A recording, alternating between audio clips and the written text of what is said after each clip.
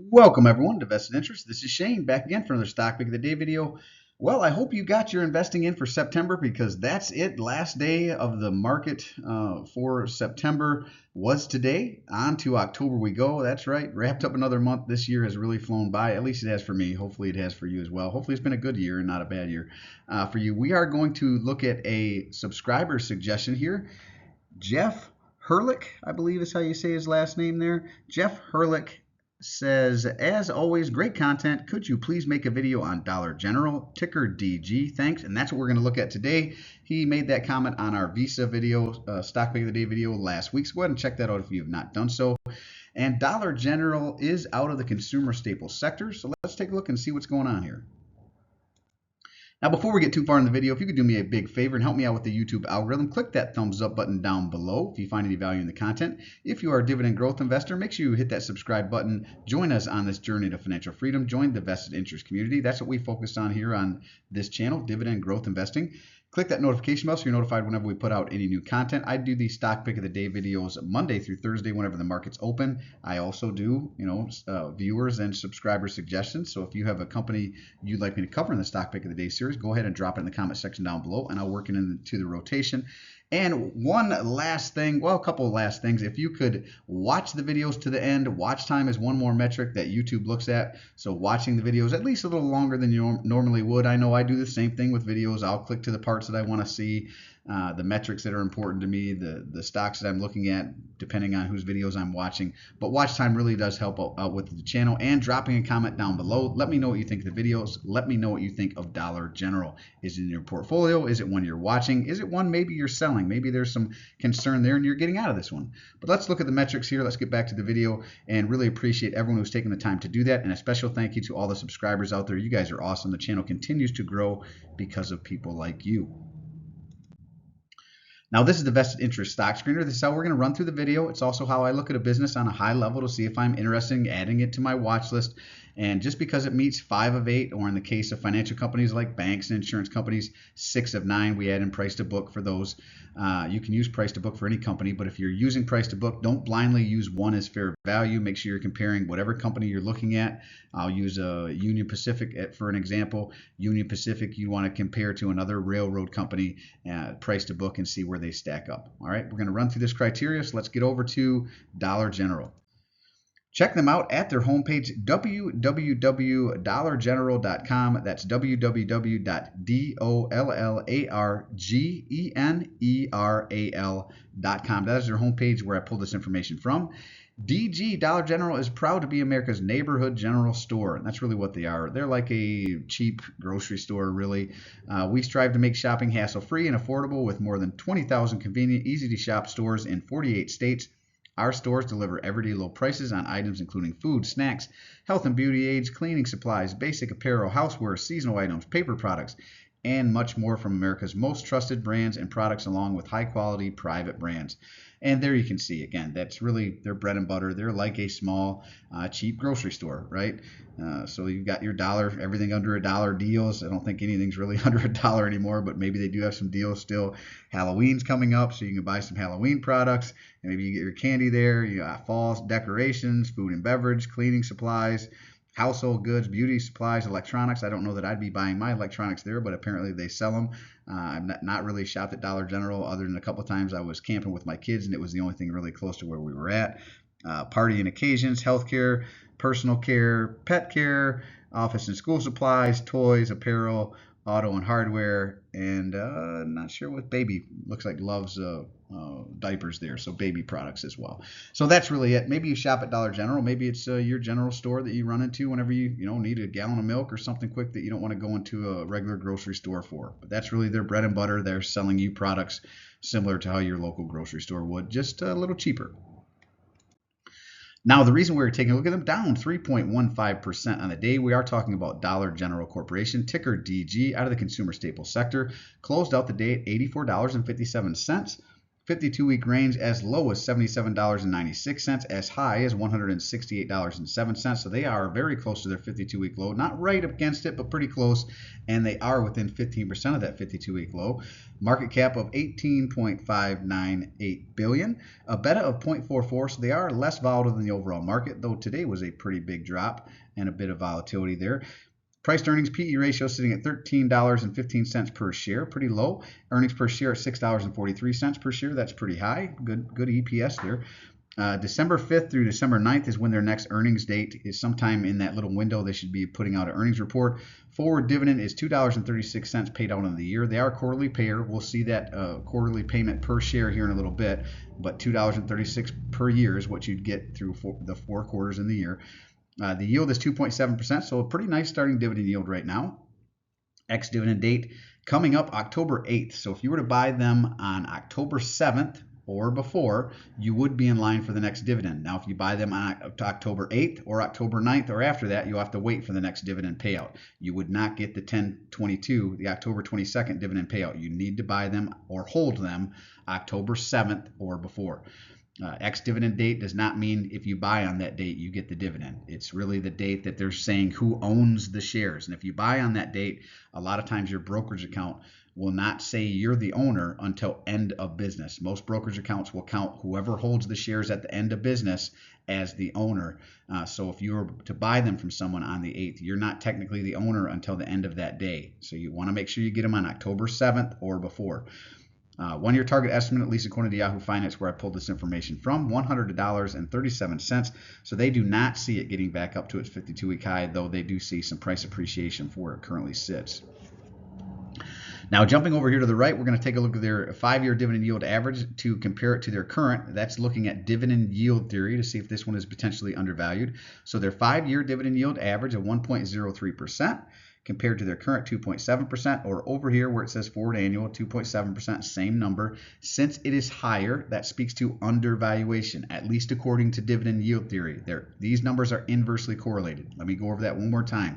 You take their 5-year dividend yield average, 1.03%, you compare it to its current.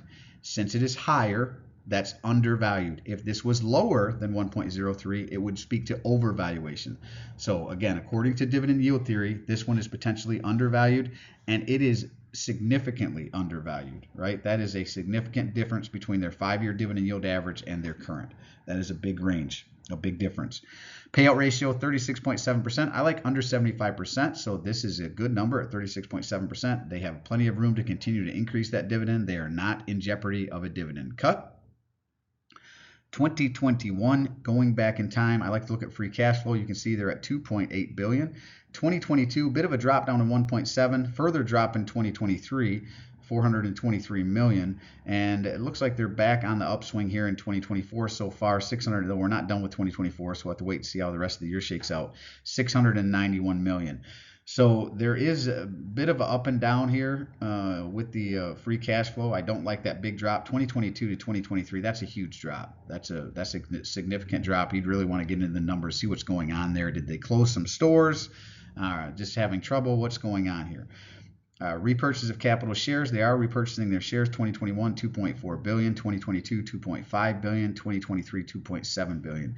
So even the repurchase of shares, even though they increased it slightly here in 2022, that does not account for the drop in free cash flow. Same thing in 2023. They increased the repurchase of shares a little bit here, but that definitely does not account for the drop in free cash flow. So there definitely was a drop over the last several years. From 2020 to 2023 in free cash flow, and then like I said, looks like there might be an upswing here in 2024, though it doesn't look like they're repurchasing shares anymore. Now jumping over to stockanalysis.com, another site that I go to for information, and you pick any sites that you want. I just recommend more than one. Don't blindly source one particular location for information, one website for information. Make sure you're looking at 2, if not 3 different sources.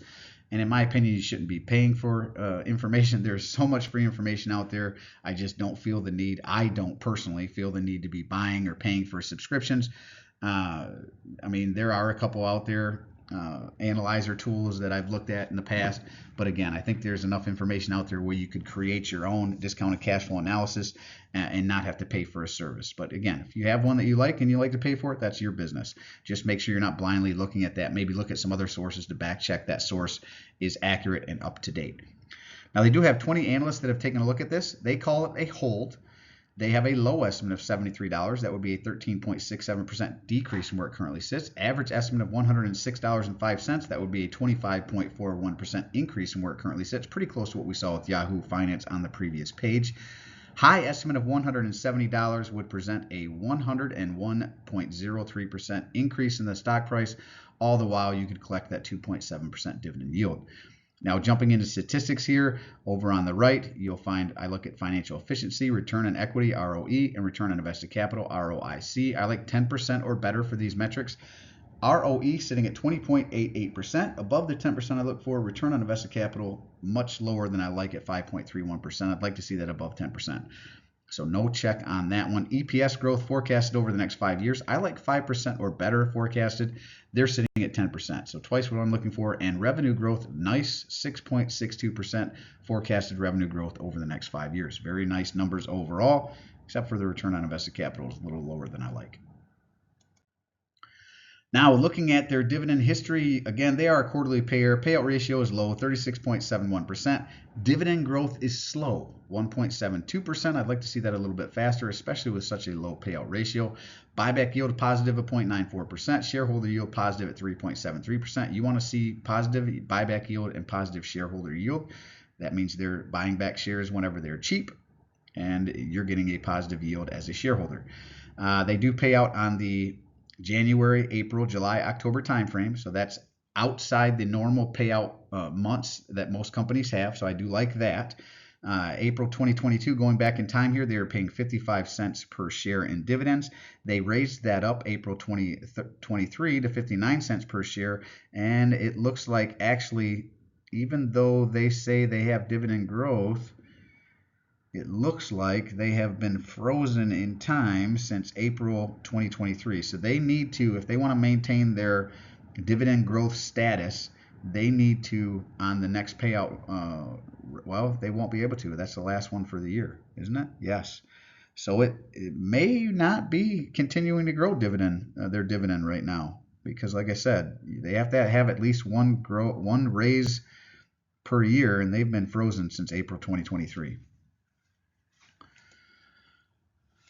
All right, let's jump back over to the vested interest stock screener here. Understand the business, gets a check there. Growing free cash flow. No, it is a bit up and down. Growing dividend, yes, though it looks like they froze it in 2023. I'm going to give them a check, but if you were to say no, since they froze it in 2023 and they did not raise it in this October raise, their last one for the year, I would not be upset if you said they are not growing their dividend right now, because it does look like they've had it frozen since last year in April.